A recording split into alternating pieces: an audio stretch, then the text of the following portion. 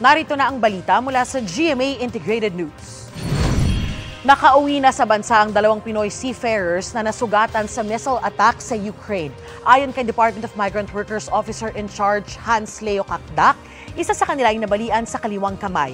Makakatanggap ang mga seafarer ng tulong pinansyal mula sa pamahalaan. Kasama ang 2 sa mga nasugatang tripulante ng Liberian-flagged vessel na K-Max Ruler kasunod ng missile attack ng Russia sa Ukraine nitong Nobyembre.